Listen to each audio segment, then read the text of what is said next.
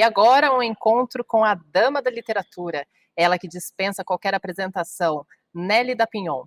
A autora fala sobre o seu novo romance, Um Dia Chegarei a Sagres, aclamado pela crítica como uma das maiores promessas literárias de 2020. A apresentação é de Marcela Franco, jornalista da Folha de São Paulo. Sejam bem-vindas.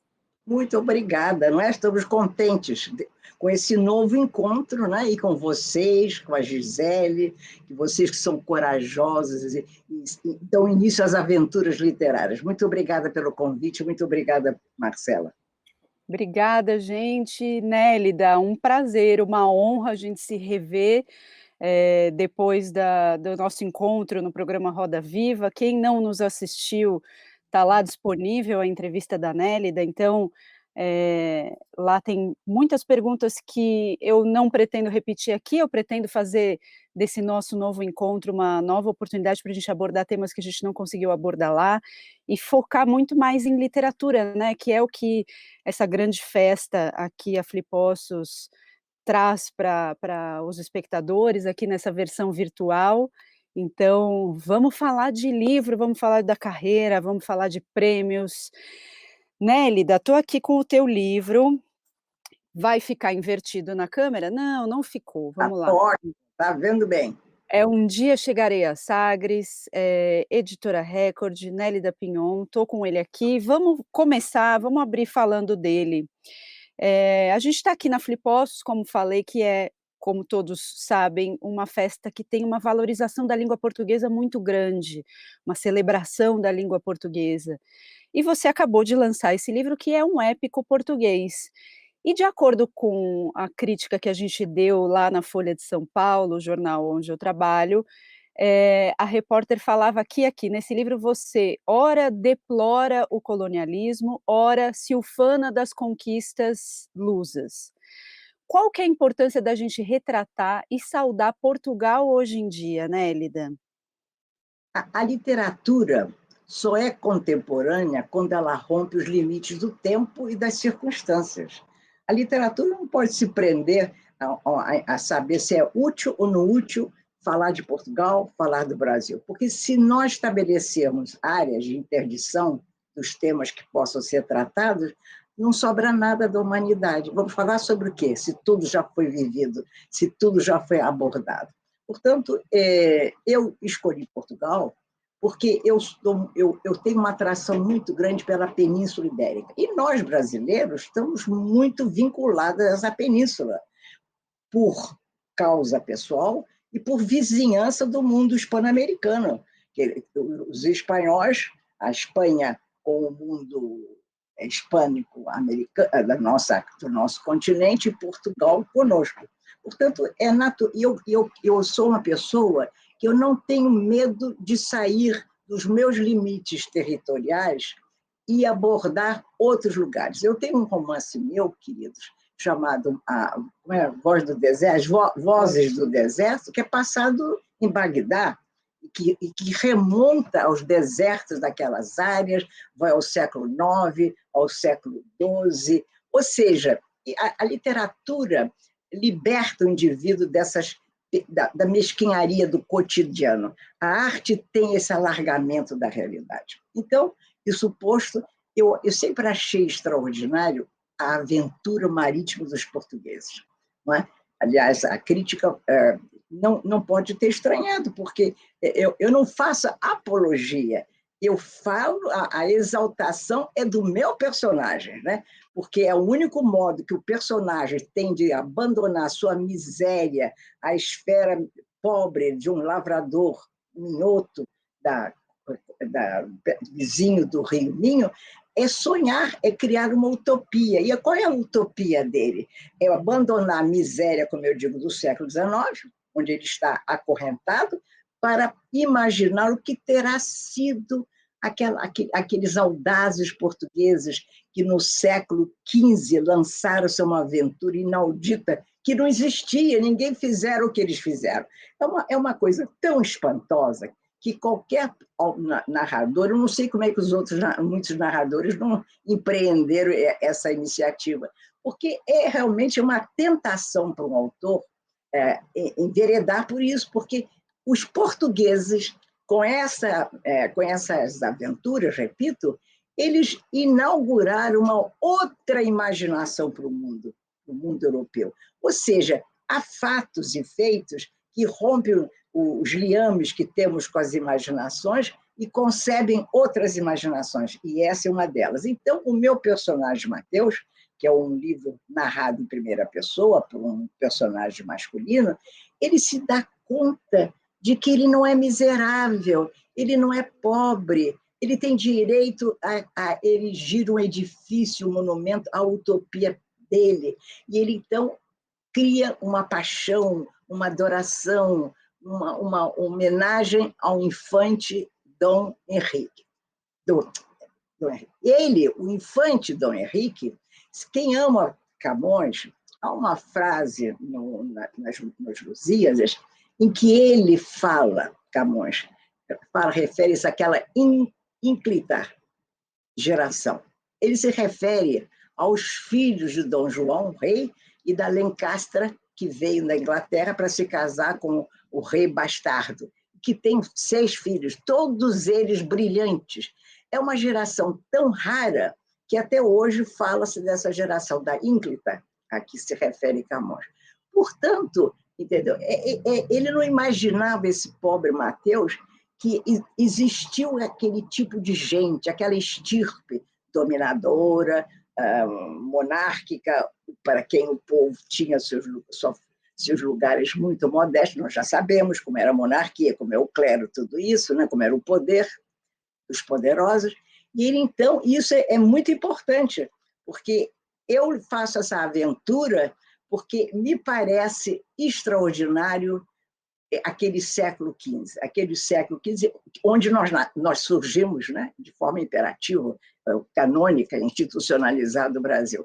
E ali há fatos, né, na imaginação do meu personagem, e certamente dos contemporâneos do infante, né, em que, por exemplo, há um fato extraordinário que eu sempre, na adolescência, eu adorava, eu ficava como que prostrada, imaginando como teria sido a viagem do Gil Eanes, que era um assessor, por assim dizer, do infante, e o infante quer, naturalmente, impulsiona ele com umas naus desse tamanho, parece uma noz, vencer o cabo do Bojador, porque esse cabo era o grande empecilho para a conquista do Oriente, se é que existia.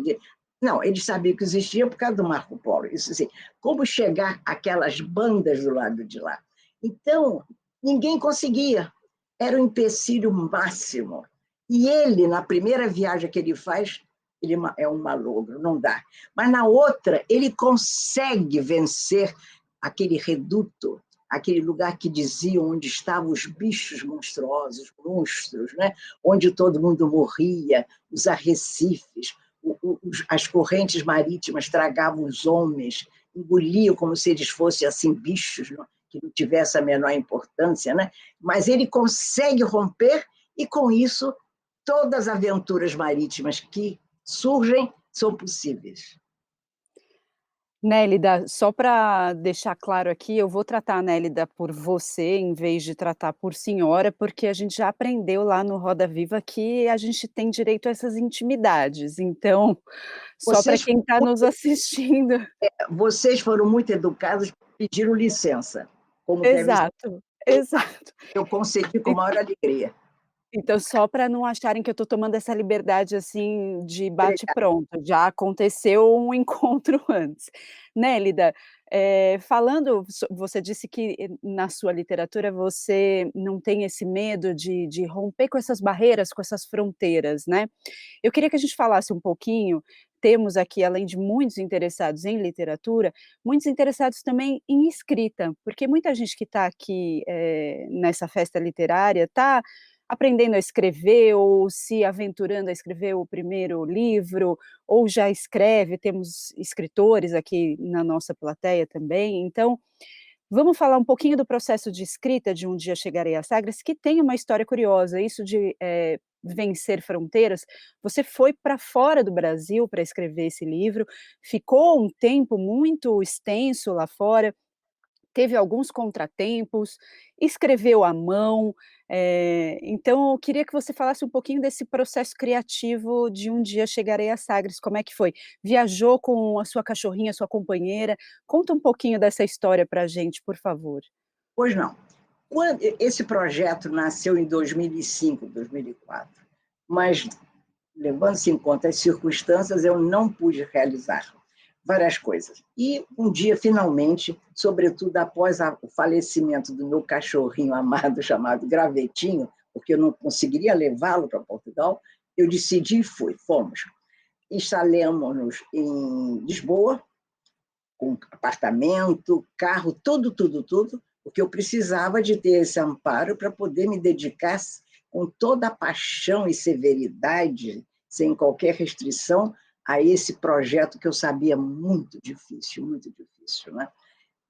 Porque eu tinha que conjugar as pesquisas que eu levei do Brasil com aquilo que eu ia adicionar ao que eu precisava saber.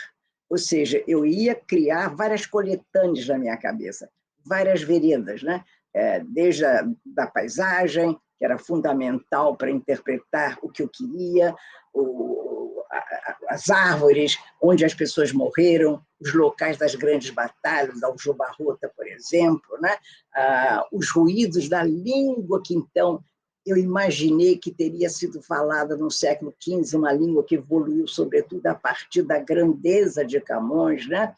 Outra coisa fundamental que eu precisei rever, como que fosse uma pessoa física, eu já conhecia, mas voltei a experimentar o gosto das ventanias, o vento, o papel do vento nas conquistas portuguesas. Muito bem, cheguei lá e comecei. Eu gostaria que os que vão escrever livros, cada qual vai ter descobrir o seu método, né? Eu respeito muito a aprendizagem de cada qual. Refiro-me à minha aprendizagem, que eu tenho posta à prova ao longo da minha carreira. No ano que vem, em 2021, vou fazer 60 anos de ofício. Muito bem, com inúmeros livros publicados. Agora, ocorre o seguinte, quando eu começo, eu testo todas as minhas possibilidades.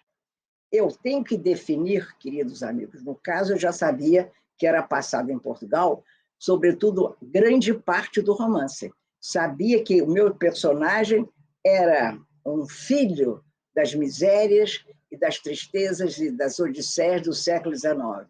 Ele teria que ter em conta o século XV, mas ele, para viver no XIX, eu, Nélida, teria que ter no meu frontispício tudo o que ocorreu do XV ao XIX. Nada disso você pode abandonar. Quem escreve deve arregimentar tudo que existe oficialmente e o que existe por baixo das camadas. É como se o texto de cada qual é uma verdadeira arqueologia. Tem várias camadas. E, às vezes, a camada mais poética é menos visível. É interessante isso. É que você menos vê. Muito bem. Então, eu defino os lugares... e tem mais. A partir de uma certa idade, Mateus vai para o mar. De algum modo, modestamente, ele vai imitar os portugueses, os navegantes. Muito bem. Também tinha que incorporar tudo isso e as finitudes dele. Muito bem. Então, eu sabia os locais, eu sabia que eu ia fortalecendo as idiosincrasias dos personagens, eu ia pondo um em contato com o outro, como é que seriam as fricções humanas, como é que seriam as ambiguidades, como eles se comportariam de forma equivocada, porque a narrativa exigia equívocos deles, né? Como seria o desabrochar das paixões humanas. Ou seja, são tantas convocações que você fica tonta se você não tiver o hábito de administrar todo esse material convulso, bélico, amoroso, tudo que de verdade está à sua disposição, mas não é seu ainda, porque se você não fez, não é seu, está ainda na sua imaginação. Muito bem. Outra coisa fundamental, queridos amigos, é definir, mas esse é fantástico, é difícil, é definir a linguagem que você vai usar. você vai lançar mão de que recursos linguísticos e poéticos e, e frases, o sentido frásico, que frases você vai usar, que capítulos você vai ter. Frases, por exemplo, queridos, eu levo em conta, assim, frases curtas, frases subordinadas, frases sincronizadas, frases sincopadas, ou seja, tudo eu tenho que levar em conta, porque tudo está a serviço das minhas necessidades, das minhas carências. Não é?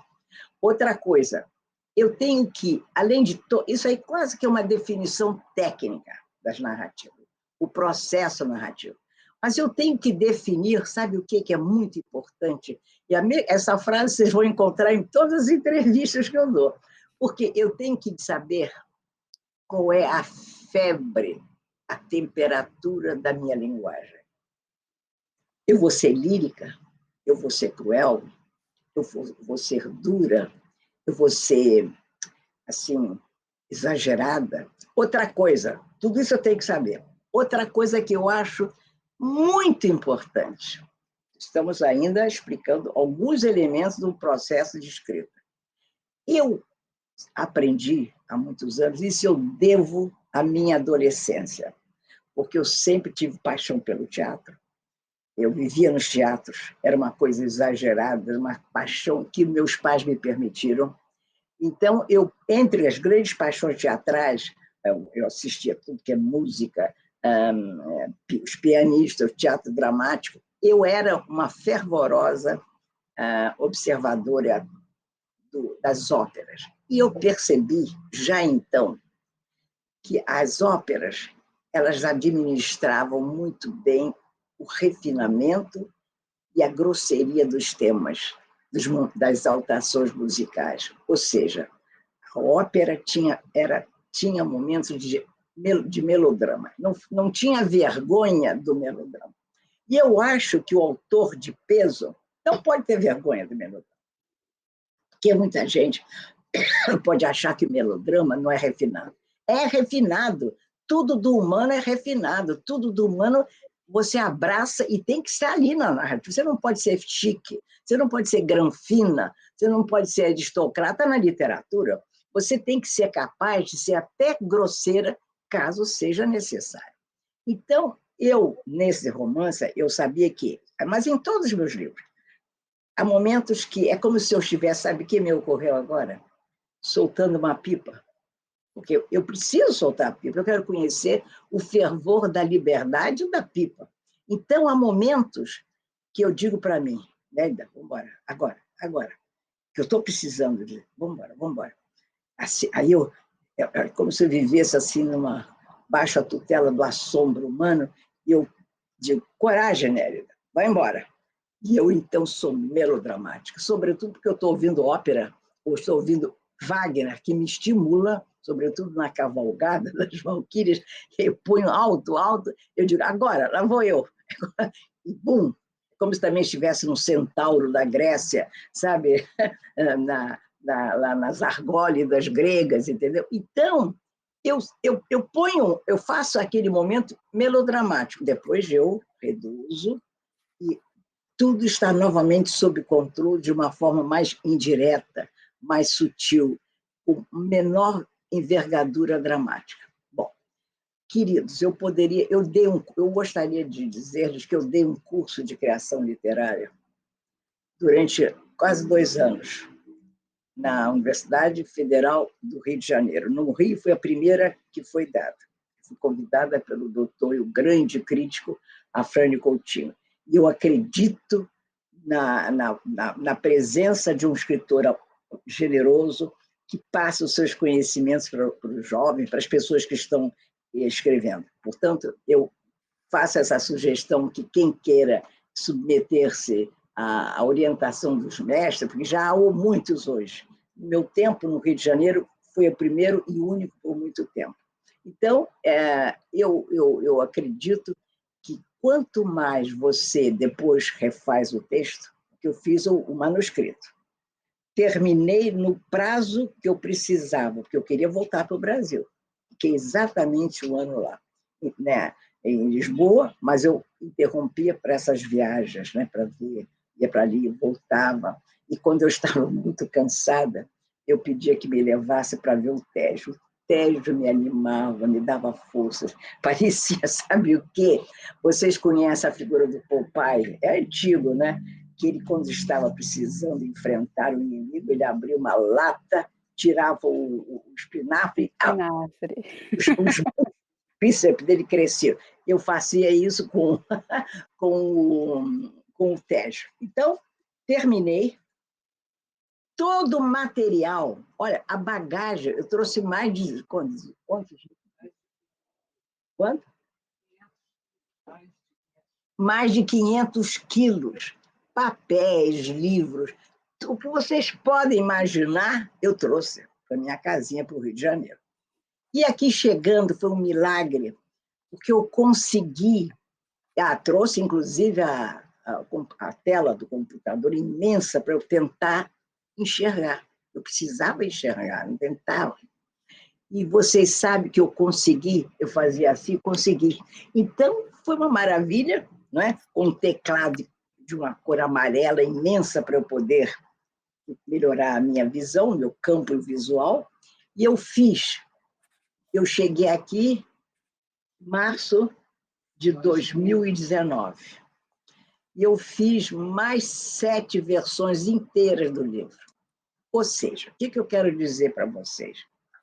Que eu não acredito que você consiga o rosto final, a forma profunda e correta, definitiva de um romance, se não fazendo muitas vezes, até atingir aquilo que é possível, a minha possível perfeição, né? Então, muitas vezes eu ficava lendo a frase, seguindo o ritmo musical. A minha mente, o meu coração é um instrumento musical. Eu sou toda pautada pela música da língua. E tem mais, um detalhe muito importante que você, dentro da sua indagação. O texto é pedagógico, ele ensina você. Ele ensina você por onde ir. Ele diz, né, está errado. Vamos embora, tenta mais. Aí, por exemplo, o jornalista Neumann Pinto fez uma bela entrevista comigo. Ele disse assim, ô Nélida, como é que você conseguiu aquele efeito espantoso no final de cada capítulo? Que é uma coisa, ele considerou uma força poderosa, como é que eu encerrava cada capítulo? Eu disse, olha, Neumann, eu não sei se você está pensando que eu tinha frases maravilhosas, pronto, e botava, não. Eram as frases conclusivas, porque desde a primeira linha daquele capítulo, aquele capítulo já estava me preparando para aquele momento emocional. É como se você estivesse chegando a uma piscina, não sei, e tem um momento que você se lança nas águas. Então, quando eu sabia que estava aproximando já o desenlace daquele capítulo, acho que a palavra eu posso dizer desenlace daquele capítulo, eu ia me preparando, agora, pum, e não podia dizer uma palavra mais, não podia acrescentar uma palavra mais àquele choque que eu estava dando a mim mesma e ao transcurso do texto. Isso é fundamental. Então, outra coisa, você está escrevendo, ao longo é um convívio muito íntimo, muito mais que amoroso, o texto sou eu e os meus personagens. Os personagens ganham uma autonomia impressionante. Eles começam a empurrar você para o abismo ou para uma floresta. Ele diz, Nélida, não. E eu tenho que ouvi-lo. É estranho isso, mas eu escuto os personagens. É uma didática, uma pedagogia. Ou seja, eles me educam a que eu possa ingeri-los, como se fosse assim, sabe como é? Uma antropofagia, que eu possa dar a eles o que eles necessitam para se converter em personagens completos. Bom, por exemplo, quer ver um exemplo? Coisa chamada nomes. Dizem que eu sou boa com nome, dando nomes, mas eu também erro. Eu já mudei nome às vezes, ou no meio do livro, ou quase no final. Por exemplo, a mãe do Mateus era como era? Era Graça. Eu não gostava desse nome, mas não conseguia nenhum outro nome. Não conseguia. Um dia, como é que eu consegui esse? Eu disse, vou tirá-lo. E fiquei sujeita ao acaso, fiquei boiando nas águas para ver se havia um momento mágico, que se a vida me desse de presente o nome. Aí consegui, Joana.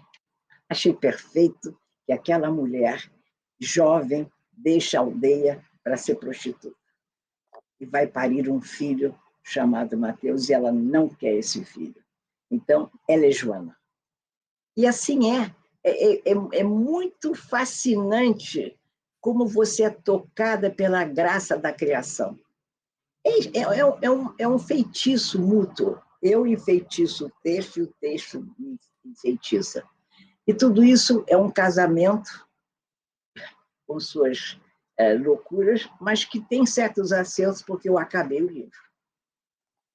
Tem uma frase muito boa da Nélida, nesse outro livro aqui, que chama-se Uma Furtiva Lágrima, que é o livro indicado ao Prêmio Jabuti.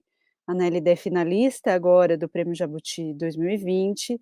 E esse livro, ele é, para quem agora já está curtindo muito essa aula que a Nélida está dando aqui para a gente, a aula de criação, tem muitos insights muito importantes sobre a criação literária e sobre a vida. E isso que a Nélida estava falando aqui sobre ser tocada pelos personagens, tem na página 46 desse livro, Nélida, se me permite citá-la, tem Por uma favor. parte que você diz, a habilidade de homiziar-me onde o verbo se encontra. E aí essa parte é fundamental, de abrir a porta da casa para os personagens se instalarem em meus coxins, sob a promessa minha de não lhes fazer dano com o meu texto. Então, é essa beleza que a Nélida fala sobre essa relação, quando você está criando, você é tomado por esse universo e é quase como se você fosse um cavalo, você recebe essa a honra de poder narrar essas histórias. Então, nesse livro aqui da Nélida, Uma Furtiva Lágrima, recomendo fortemente, quem já leu aqui o Um Dia Chegarei a Sagres e estiver buscando mais uma obra da Nélida para dar continuidade a conhecer a obra dela, eu recomendo muito que venha para Uma Furtiva Lágrima. Nélida, então você dizia sobre refazer esses textos, né, então, de olhar para ele e ter paciência para poder esperar o momento em que esses personagens terão esse rosto, né, que você se refere. O processo de criar não pode ter pressa, né, Nélida? Você falou uma observação excelente. Você tem que ter paciência, uma paciência extraordinária. E um amor, o papel, já não é mais papel porque está aqui, né? Embora eu imprima tudo, Marcela, eu imprimo tudo. Esse livro tem mais de 1 metro de altura de papel. Olha, você um dia vir no Rio, olha, outro convite que eu lhe faço. Outro dia eu convidei vocês para o café. Agora eu convido. Exato, café com champanhe, hein, não nos Pois, esqueçamos. pode deixar, deixa comigo, eu cumpro toda a minha palavra. Eu sou mulher de palavra. Mas eu tenho um apartamento aqui onde eu moro, mas olha, sabe aquelas estantes, como é que se chama? Como é? Com rodízio, que você vai lá, elas abrem. Eu tenho 2 quartos grandes só com aquelas estantes. Eu tenho material que eu guardei quando eu era menina. Eu ia para Freitas Bastos, a livraria, meu pai me dava esse presente de eu poder ler os livros que eu quisesse. Eu ganhei do livreiro, o seu Oliveira, um cearense delicadíssimo comigo. Eu, menina, com 13 anos, ele me deu esse guardador. Tem tudo guardado. Então, marcador, perdão. Eu tenho tudo guardado. Então, eu tenho que ter paciência, eu tenho que ter um amor pelo papel, como eu disse, de tal modo que vocês vão apreciar, saber, vão estranhar que eu não rasgo o papel. Eu tenho uma relação amorosa com os papéis. Eu nunca fiz como um filme, por exemplo, de quem é a famosa Julia, filme Julia, da Lillian Hellman, que é com Jane Fonda. No filme, a Lillian Hellman não só rasgava tudo, como pegou uma máquina, quando ela não conseguia escrever, e jogou pela janela. Eu fiquei extasiado. Eu achei um ato de liberdade que eu não teria. Eu não jogo fora papel, quanto mais jogar uma máquina pela janela. Então, isso também foi me educando, viu, querida Marcela? Foi me educando o seguinte, a eu respeitar o papel. Vinha de uma árvore, podia ser uma árvore que os celtas adoravam, né? Que eram os deuses, os sacerdotes celtas, os druidas, admiravam as árvores, as folhas. Então, eu tenho tudo isso na minha mente, né? Então, isso também te ajuda a respeitar o texto que você está fazendo. E outra coisa, eu estou vendo, eu estou escrevendo, eu estou vendo todos os erros meus. Erros de concepção, quer dizer, erros de, vamos dizer, as frases. Mas eu sei que há esperança. Qual é a minha esperança? Eu vou um dia, quando eu terminar o capítulo, não o capítulo, quando eu terminar um livro, eu vou iniciá-lo e vou refazer tudo. Eu hei de refazer enquanto tiver vida. É isso. Muito bom. É uma aula. Sigamos aqui. Acho importante que a gente fale de Academia Brasileira de Letras, que, como todos sabem, Nélida foi a primeira presidente da ABL, foi a segunda mulher a entrar na academia. Lá no Roda Viva, a gente falou, Nélida, sobre essa experiência e sobre como a sua presença lá foi importante para assinalar algumas conquistas, né? Mas ainda assim, mesmo que você tenha percebido essas conquistas todas e a importância das mulheres via você, Nélida, e via as outras imortais da ABL irem abrindo caminho, abrindo espaço na escrita e nas artes no geral, você falou também sobre o preconceito que as escritoras mulheres sofrem até hoje. O que você diria para as mulheres escritoras que estão nos assistindo aqui, para ter coragem e para enfrentar esse mundo que ainda não é totalmente seguro e acolhedor para a escritora mulher? Bom, muito boa expressão acolhedora, não é nada acolhedora. Mas olha, é o seguinte, sempre você deve pensar em termos históricos. Já melhorou. Você já pensou como foi pior, 1000 vezes pior? Você era proibida de aprender a ler. Você ficava presa por exemplo, nas fazendas brasileiras, você era encerrada num cubículo, né? Para passar a noite, podia ter seus sonhos privados, sonhos eróticos, mas você não podia executá-los porque você ficava presa à chave do lado de fora. Então, a mulher foi realizando grandes conquistas, mas não são suficientes porque ela ainda não é igualitária como nós entendemos. Então, eu acho que a escritora, primeiro, ela deve se preparar para ser uma mulher culta, é isso mesmo, nada de espontânea. Ela pode, um momento ou outro, ser espontânea no texto, mas sob controle estético. Então, ela não pode ser inculta. A cultura é fundamental para aprender a escrever, para ler os grandes textos da humanidade, que vão ser fundacionais para o seu crescimento, e ela tem que ter essa visão histórica do quanto a mulher foi maltratada. E elas têm que saber, sem agressividade, cada dia, eu não aceito que, para certas conquistas, a não ser que você esteja em tempo de guerra, uma agressividade que termina repudiando você e condenando a mulher a ser uma histérica, quando ela não pode ser uma histérica, porque ela não é uma histérica. Não é? Ela não é uma histérica. Então, ela tem que ser capaz de dar provas públicas, reclamar. E outra coisa que eu acho, viu, querido, que pode ser dito que atualmente o homem fica traumatizado.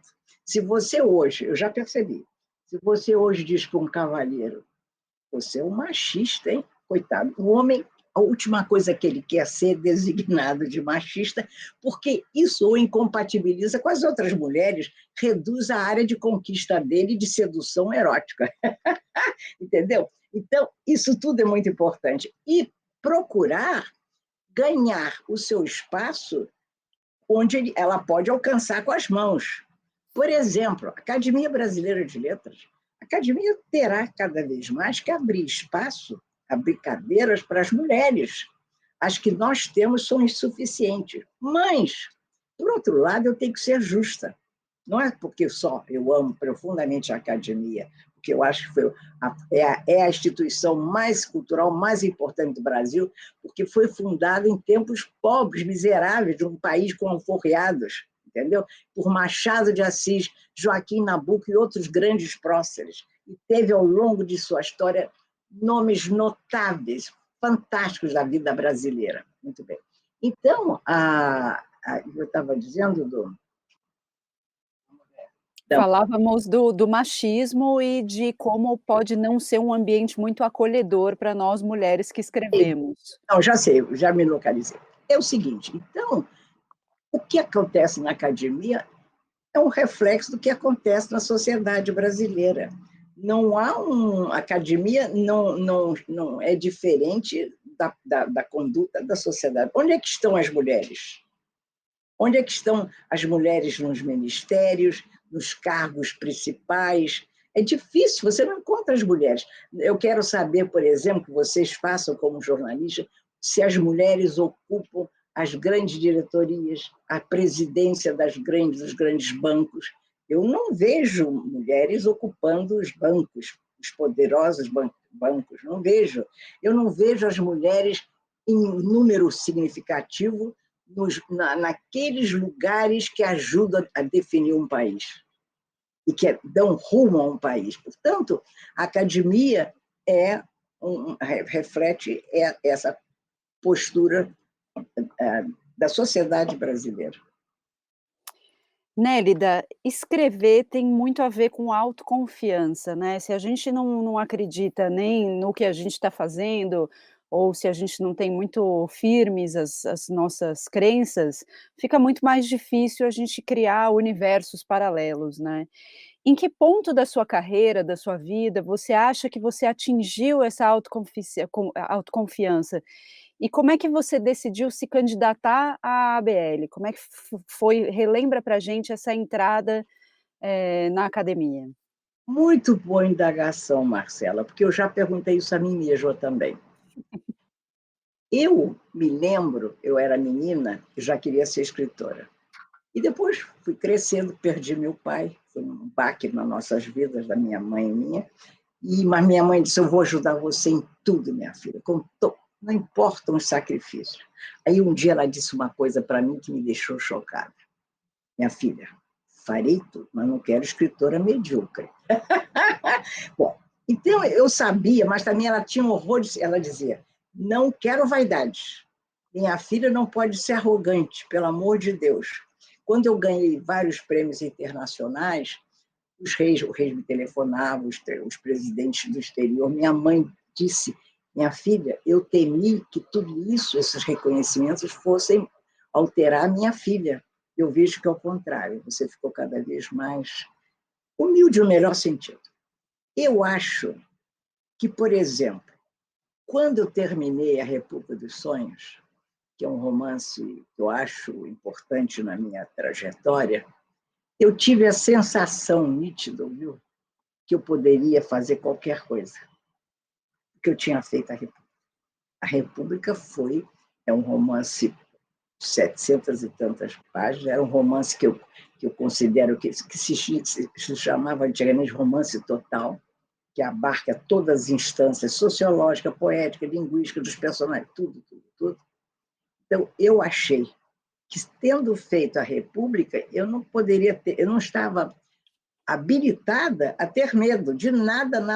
E outra coisa que eu também tinha feito, que me chamou muita atenção para mim, foi um romance muito erótico, que até hoje as mulheres teriam que ler esse romance, desculpe dizer isso, que Almeida Faria, o grande escritor português, diz que é o texto, mais belo texto erótico da língua portuguesa. E a Toni Morrison, a grande escritora americana, leu e acha que era um livro que define as aspirações eróticas, a liberdade linguística de uma mulher.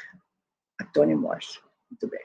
Então, também essa Casa da Paixão foi uma redenção para eu explorar os veios eróticos, o que fosse. E eu não tinha medo. Quando eu escrevo, desde muito cedo, eu não tinha medo. Isso foi uma maravilha que eu divido com as mulheres. Você não, aliás, com todos os escritores, você não pode ter medo. Você deve ter dúvidas. Deve desconfiar do teu texto. Não pense que você está inaugurando o mundo. Não pense que você é uma maravilha. Você não é. Você melhora cada vez que você avança nas intimidades profundas do texto e você desrespeita o texto corrigindo o texto. Isso que eu acho fundamental. Então, isso posto, na verdade, foi a partir da República, sobretudo, e a Casa da Paixão também.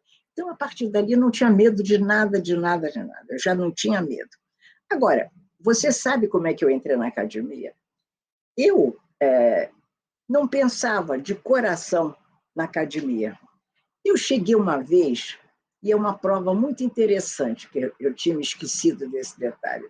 Uma vez o presidente Ataíde me convidou para fazer uma palestra.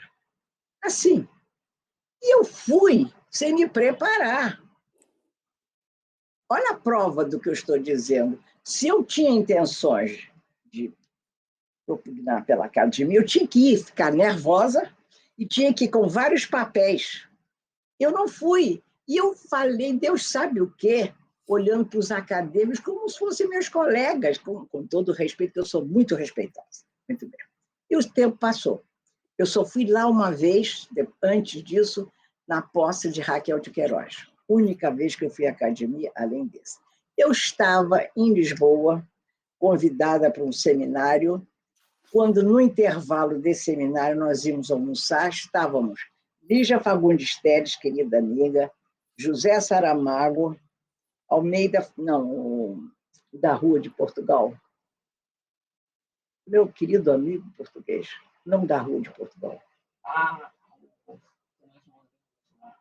Daqui a pouco eu digo, querido amigo, e alguém mais talvez. Chegam Zélia e Jorge Amado. Chegam, que tinham chegado do Brasil naquela manhã. Ele com uma camisa colorida, e muito, são pessoas muito queridas minhas, né? Eles, então, ele era uma autoridade, o Jorge era uma personalidade muito forte. Ele disse, Nélida, você vai se candidatar à academia. Eu disse, como? É assim. Eu disse, como? Fiquei assim confuso, os demais perguntarem. Mas a vaga, ele acabou de morrer, Aurélio Buarque. Eu fiquei muito triste, porque eu gostava muito do Aurélio. Eu frequentei algumas vezes a casa dele. Bom, aí ele disse, vamos todos almoçar num restaurante do antigo Parque Meir. Era um restaurante muito modesto, que o casal Amado gostava muito, porque eram de irmãs de uma senhora que eu não sei se ela já tinha morrido, porque quando ele era exilado e ela chega a Lisboa com um bebê que o Jorge não conhecia, ele vai receber a mulher e o bebê, que é o João Jorge, e os leva, procuram um lugar, né, com pouco dinheiro e vão ao parque e entram nesse restaurante. E a partir dali foram tratados com tanto amor, ficaram amicíssimos. E Jorge é um homem de grande lealdade, então, e Zélia também, então, iam sempre ali. E ali começou a coisa a apertar, e o Jorge era teimoso. Todo dia ele me telefonava às 7 da manhã para o hotel, e eu tinha dormido madrugada, porque eu estava fazendo as minhas farras em Lisboa, feliz da vida, muito bem. Vai lá. Aí ele mandou eu telefonar para Antônio Olinto, que estava em Londres, saber se, porque é muito amigo, saber se ele pleiteava a academia. E naquele tempo as chamadas eram caras, mas eu obedeci. Perguntei, Antônio Olinto, Jorge Amado quer saber, você pretende? Não, tudo bem. Então, cheguei no Rio de Janeiro, disse, Jorge, eu vou tentar. Cheguei no Rio de Janeiro, fui me inscrever. Aí que é o detalhe que eu acho interessante.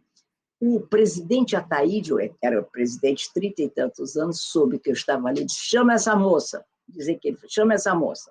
Sentou-se, eu me sentei com ele, perto dele, né? Ele disse assim, uma pergunta. Olha, eu adorava ele, extraordinário presidente, mas olha a pergunta machista. Por que quer entrar na academia? Eu já tinha publicado a República no Sonho, tinha uma obra já grande. Quer dizer, ele não perguntaria, não formularia essa pergunta para ninguém, nenhum homem, né? Aí eu disse assim, eu constatei isso, mas fingi que não estava ouvindo. E eu me lembro muito bem que ele disse assim, presidente, eu queria dizer ao senhor que eu sou de família imigrante, e, claro, com limitações e restrições próprias dos imigrantes. E sempre senti que eu deveria fazer um esforço extraordinário para dominar os escaninhos da memória brasileira. Daí eu ser apaixonada pelo Brasil e querer saber tudo do Brasil. E me pareceu que eu ia aprender muito desta memória ouvindo os acadêmicos, convivendo com eles.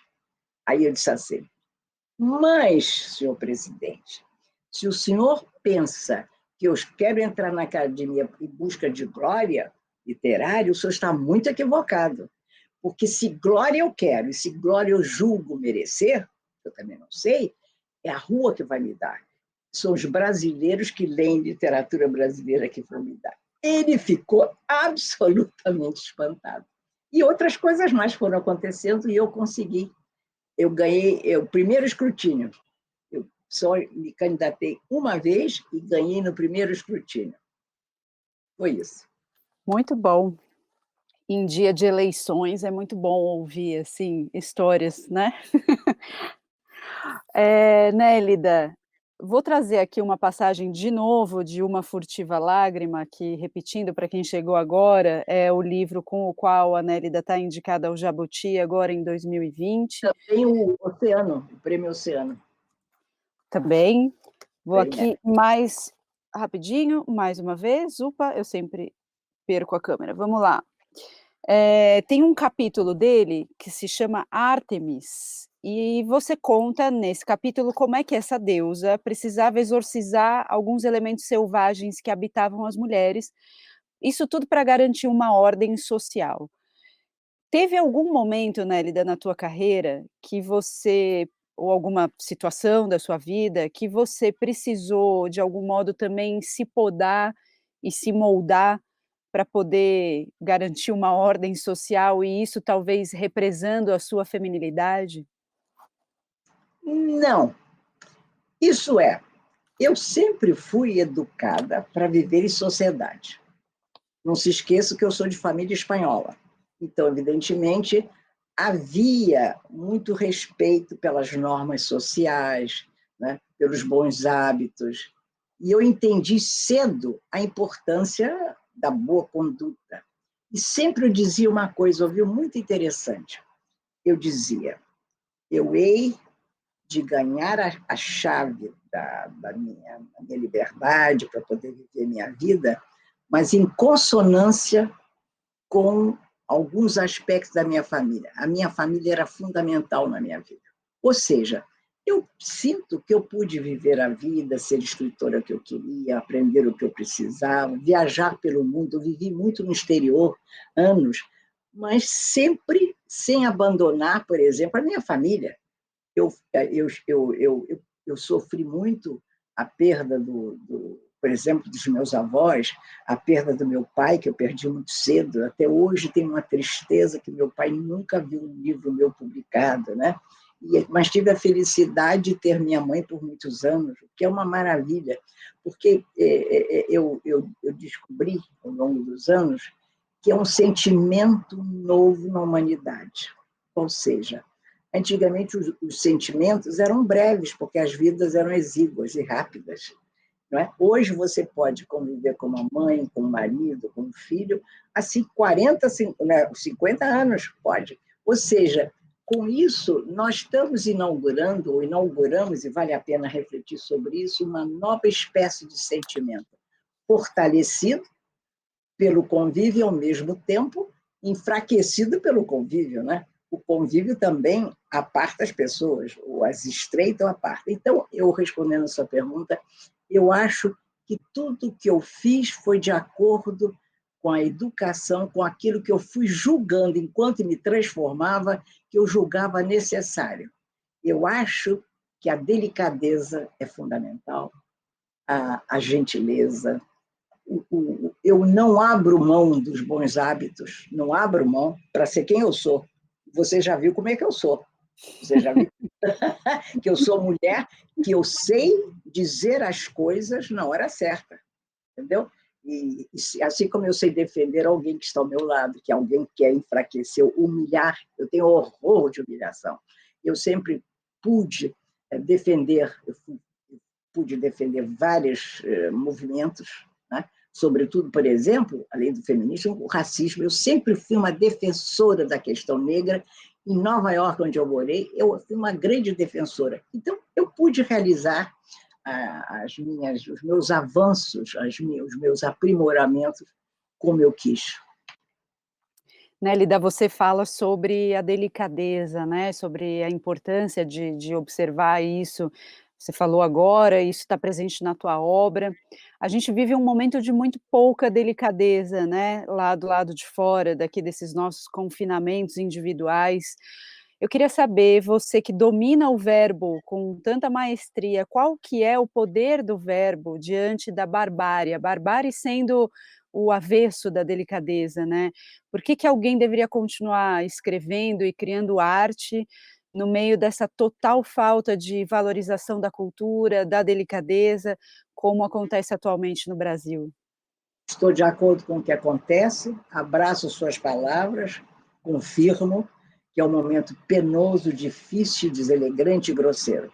Mas também digo-lhe o seguinte: sempre houve momentos assim. A humanidade conheceu momentos tenebrosos, conheceu genocídios e foi capaz, pós-genocídios, pós-horrores, pós-matança, aniquilamento de 6, 7, 8 milhões de pessoas, de restaurar-se, de dar combate à barbárie, dar prova de que a barbárie não pode vir para permanecer. Não vem. A barbárie não pode permanecer. Ela é um acidente geográfico, não é um acidente de tráfego terrível. É uma bomba, mas ela vai ser derrotada. Porque nós estamos ainda, nós no Brasil, por exemplo, há em curso uma civilização. Nós ainda temos uma civilização, ainda há aspectos de civilidade nesse país.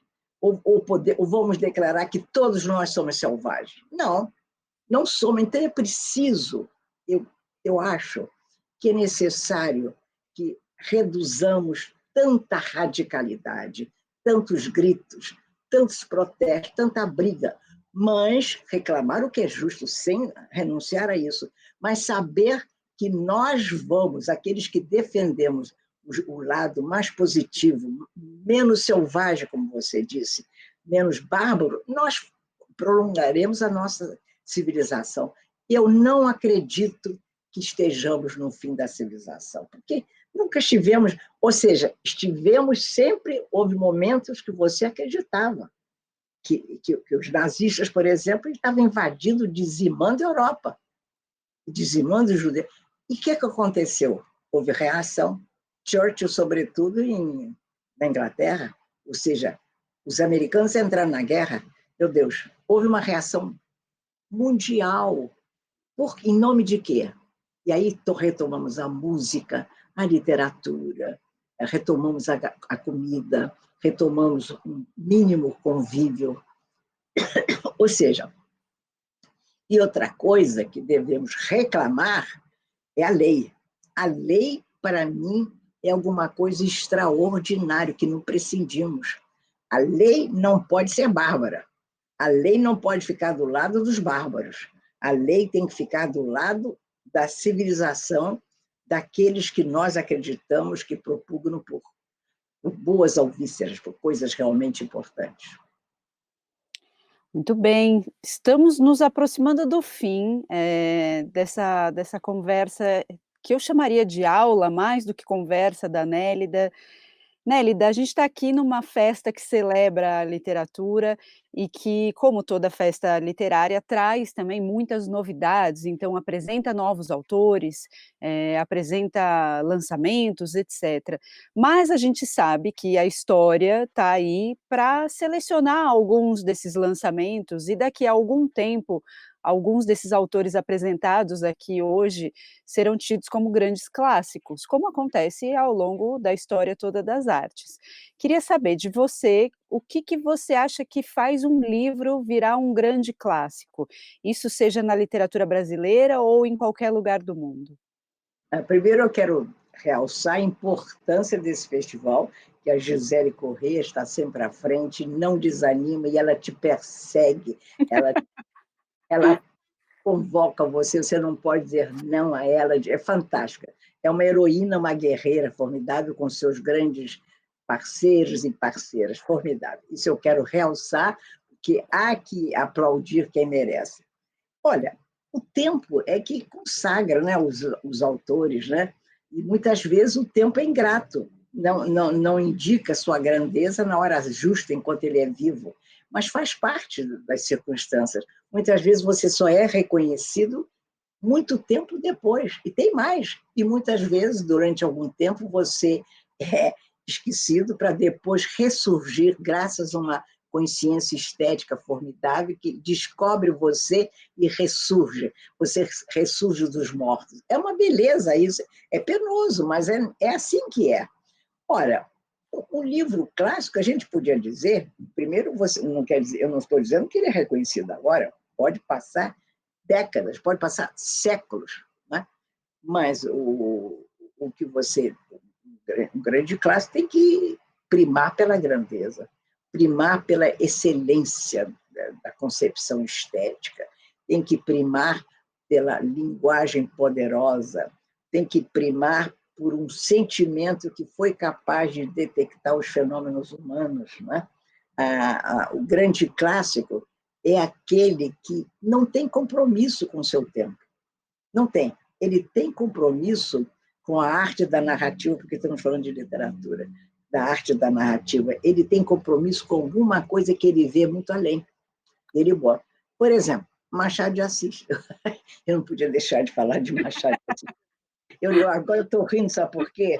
Porque todo mundo diz, ai meu Deus, todo mundo diz que eu não consigo deixar de falar dos gregos, do meu avô Daniel e do Machado de Assis.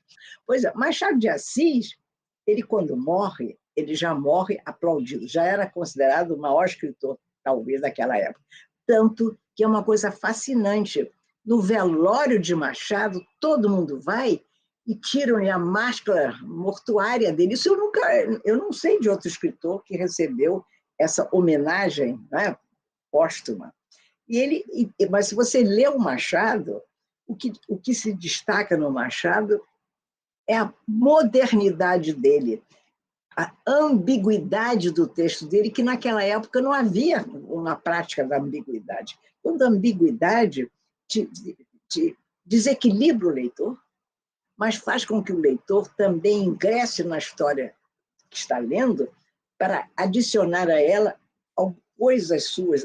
É uma oposição do leitor ao escritor e outros aspectos mais. Então, você vê, ele tinha esse clássico. O Machado deixou vários clássicos, né?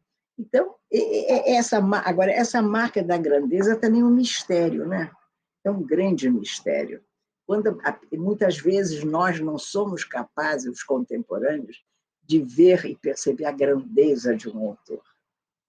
Só depois da morte dele, talvez, ou muito tempo depois. E há uma coisa muito interessante, eu já percebi. No Brasil existe isso. Eu acho que no mundo, talvez. A sociedade elege um ou dois grandes escritores consagrados. E é preciso que um morra para que o outro ascenda. E o terceiro também cresça. Ou seja, é como se o panorama, o panteão literário, nesse panteão não coubessem 2, 3 escritores ao mesmo tempo vivos. 1, 2, e depois morre, tem que morrer para subir. É muito interessante. Mas esse é o processo literário de aferição dos valores, né? E o clássico é a maravilha que a gente espera. Muito bom. Vou convocar a Keila, a voltar aqui para a nossa sala, para a gente fazer o nosso encerramento. Olá, que bate-papo mais delicioso entre a Nélida e a Marcela. Hoje que mostrar uma coisa a vocês. Me dá aqui, Pois cara, não. que ela está arranhando a minha perna. Peraí. Eu ia falar que a gente não pode terminar essa entrevista sem essa aparição. Vocês sabem, ela sabe quando está terminando. Uma coisa terrível. Nunca vi nada igual. Vem cá, peraí, eu faço o quê? É o meu jeito, hein, gente? Peraí. Olha só, meu amor, vem cá. Olha para lá. Olha só. Vamos lá agora, desculpe. Então Pode vamos lá. Agradecemos as nossas queridas convidadas, Nélida Pinhon e Marcela Franco. O Flipossos 2020, edição virtual, é uma realização da GSC Eventos Especiais, em parceria com a NUB Aprendizados Sem Barreiras. Agradecemos aos nossos patrocinadores, BDMG Cultural e Editora Sextante, a parceria cultural do Sesc Minas e Senac Minas, ao apoio cultural da TEG Experiências Literárias, EPTV Sul de Minas e Móveis Trevisan. Agradecemos as editoras e expositores. Aproveite o intervalo para visitar a nossa feira virtual. Nossos expositores estão com promoções especiais para o nosso evento. Voltamos às 19 horas com a nossa última atração aqui da Sala dos Autores e Lançamentos, com Roger Chidid e Patrick Santos e Ricardo Mitucci. Nélida, foi um prazer recebê-la mais uma vez aqui no ambiente virtual do Flipossos, sempre aí nos presenteando com suas palavras sobre a literatura, né? Eu quero agradecer o seguinte, a Gisela, essa guerreira formidável, você que conduziu tão bem, e agradecer muitíssimo Marcela, que a conversa inteligente, oportuna, sabe? Lancetou pontos essenciais. Que coisa, fiquei maravilhada com você, Mar. E eu estou dizendo, porque a gente tem que dizer as coisas na hora certa. Não adianta pensar e não dizer, porque mesquinharia, não validar as minhas palavras. Muito obrigada. Obrigada a todos vocês, obrigada à Editora Record, que sempre me acompanha, e vamos dizer, as minhas extravagâncias com isso, que aceita esses convites, todos os amigos queridos, os companheiros de letra que aí estão, e todos que nos estão ouvindo, que nos acompanharam, que mandaram perguntas. Meu Deus, eu agradeço a vida de todos nós, e agradeço, sabe o quê? Ser brasileira. Que bom. Agradeço também a Marcela. Muito obrigada, Marcela. Keila, obrigada. Obrigada, Flipossos, pelo convite para encontrar a Nélida mais uma vez.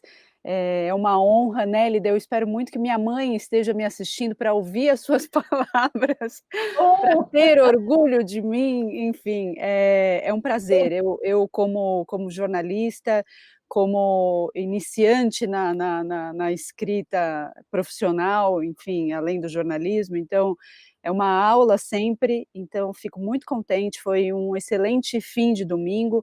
Muito obrigada pelo convite, Nélida, muito obrigada pelas respostas, pela oportunidade, e eu espero que a gente siga, todos nós aqui, Flipossos, Nélida, todos nós sigamos nos encontrando infinitas vezes ainda pelos próximos anos. Amém. Muito obrigada. Com certeza. Um grande beijo para as duas. Até mais. Obrigada, gente. Tchau, tchau. Tchau.